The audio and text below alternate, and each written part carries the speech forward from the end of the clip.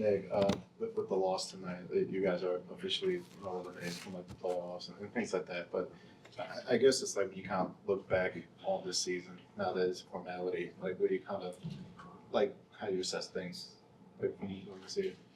Well, I mean, obviously, it's not anywhere near where we had hoped it would be when we set out this summer and this fall. That's for sure. Um, and that's the only thing you can say is it was super struggle, right? Just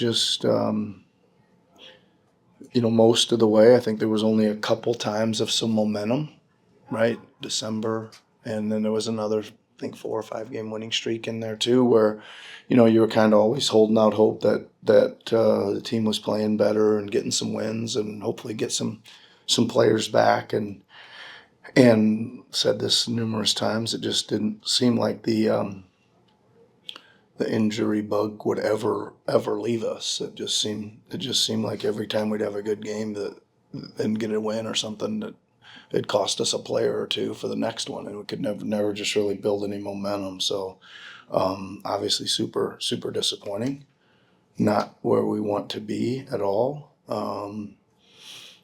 That's about it. Yeah. I guess now with like 8 games left, how do you kind of like make sure guys are still like coming to work every day, focusing on what they have to do? Yeah. Play at the string. Yeah. I mean, I think that again, I don't think it changes anything that it's been for the last few weeks.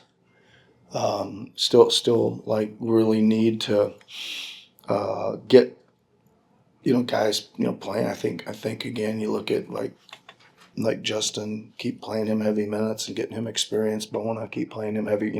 Like again you gotta at least develop and build some of these young guys, right? As much as you possibly can. Ricky Council, keep more looks at Lonnie now that he's back.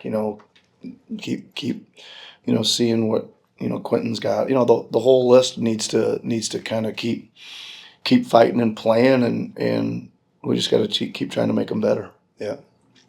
Quentin, I believe the last back-to-back Quentin rested the second half. Is there any idea of the same plan with? I have not heard anything to that effect yet.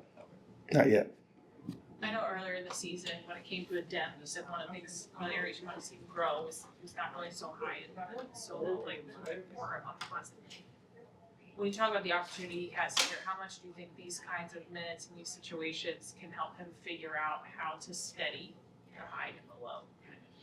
Well, it's important again. Like, listen, he had a little. I thought he was again playing very well. Then he tweaks an ankle and misses a good chunk of time. So now he's back.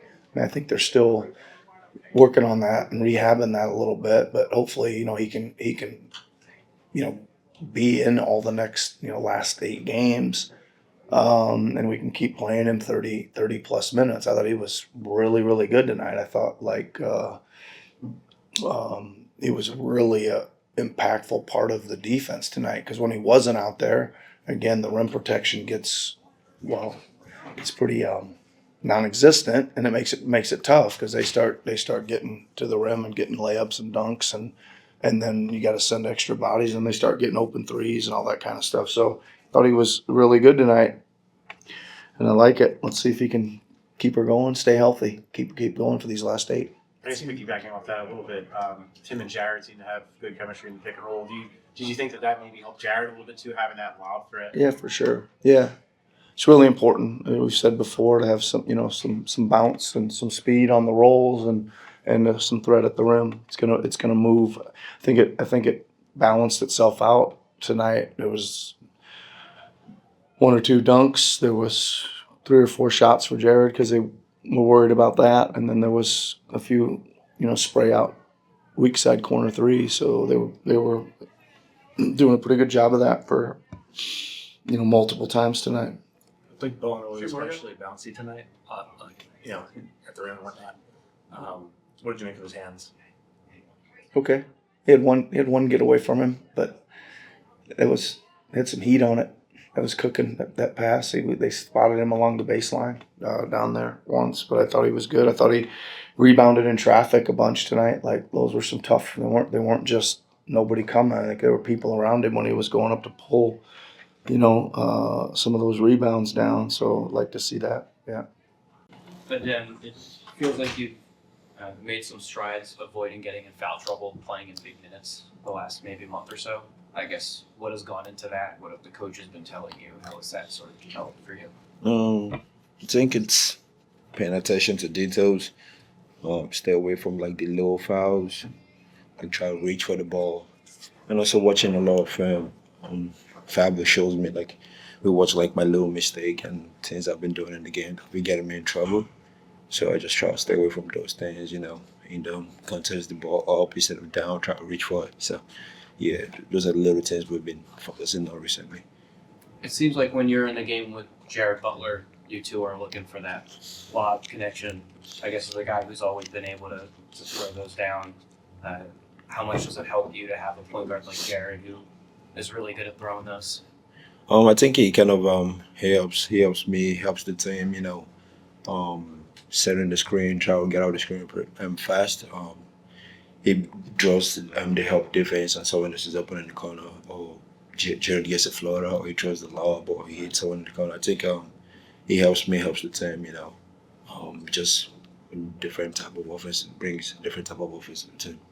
You came into the starting lineup against a big Miami front court with a highly talented rookie and Khalil Ware, and a first-time All-Star and Bam Adebayo. How rewarding is it to have a pretty good game against an opponent like that? I think it's huge, Bam is one of the players I really liked when I was in high school.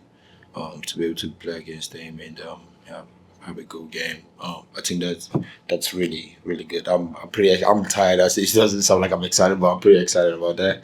But it's really huge to also get my start at home. I think that's huge too. So.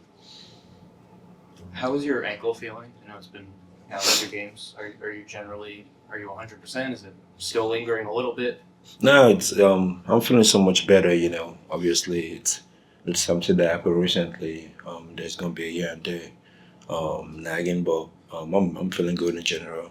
I played almost 30 minutes today. That shows I'm feeling pretty well.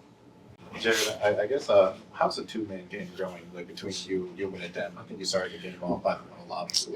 Yeah, I think it's long overdue. I feel like we haven't had too much opportunity to play together, but I think that's something that could be really special. The Ware kid, he's a tough one, really tall. Yeah, but it's coming along. What have you kind of, I guess, seen from like the short time you've had like playing? Bona? Yeah. I mean, energy's great. Willingness to do the dirty work, which is you always love that out of a big and as a point guard. So it's been great. Jared, it seemed like a lot of your assists in Washington were lobs. Yeah. To various rolling bigs. I guess first of all, do you feel like that opens up having someone like Bona opens up another aspect of your shot creation? Yeah, for sure. And that's what sometimes bigs don't understand how important and how valuable rolling is, and it helps everybody on the team. And a simple roll hard to the rim gets guys open, gets guys shots, and they might not know or they might not get the shot, but they do a great. That adds value to the team. When did you feel like you sort of had command of that whole operation as a pick and roll ball handler, where you could throw the lob, if they collapse, you could kick it out? When did you feel like you sort of mastered that?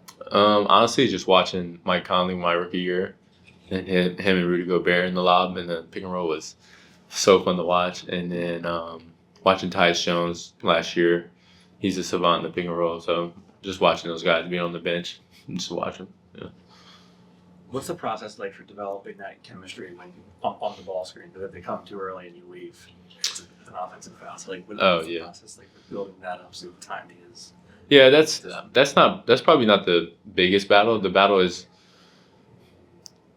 getting the guy to believe that you're looking for him every time he picks and roll. So if he knows that I'm gonna look for him on the pick and roll, that's gonna get him to come set the screen, be forceful, hit the guy. So I think that's the hardest part, is that him knowing that I'm looking for him every single time. I want to throw the lob, Has it been good for you? I mean, just in the situation you are here, and for every career, knowing that you're going to play every night, you're going to get this, you're going to have a big role, and you're going to have the ball in your hands a lot. Has that led to more success here and feeling more comfortable?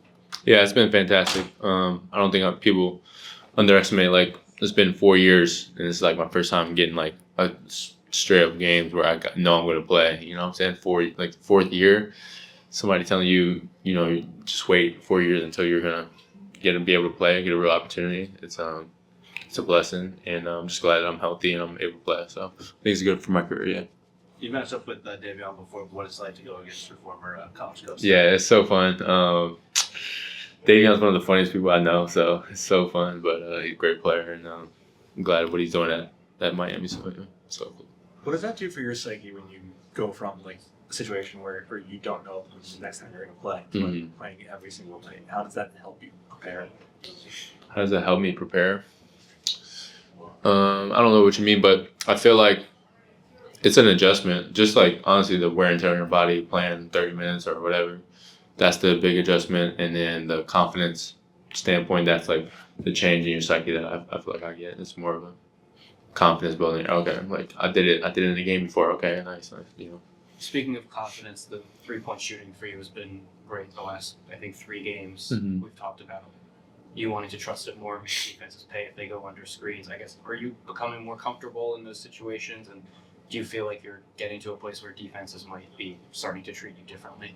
Yeah, I hope so. But as a shooter, it's so funny. Like playing basketball for however many years, like I've been able to shoot the ball. So like it's a lot of times it's just like just give it time, give it patience, and but I'm glad it's falling, knocking down, and just keep going with it. When you are like statistically a good mid-range shooter, a good free throw shooter, and always have been, and then the 3-point shot, like you said, for whatever reason, it's just like not falling. Mm-hmm. Is it ever difficult to? Yeah, I'm in my room. I'm in my room in the shower, like stressed out. Yeah. I guess how do you get past that? How do you? Well, the thing I say is like, well, it's not gonna get better unless I shoot more. So, like, I can't like not shoot anymore, or else my shooting percentage is gonna be what it is. Like, that's the mindset that's helped me overcome it. But with that being said, did you, because like the last 3 games, like you were 7 for 12 tonight, you were 5 for 10 the game before that, and 8 for 16. Talking about overall from the field. Was it a matter that you like put in extra work? Did you come to practice early, stay late? I mean, what did you do to? Yeah, the work has been consistent. It's mental. It's like it is a combination of your body and like how your body's feeling, and then the shots you're shooting in the game. But nothing too particular. I haven't done anything, but mindset is, look, I gotta keep shooting or it's gonna get better, and believing that I'm a good shooter, no matter regardless of what the statistics say.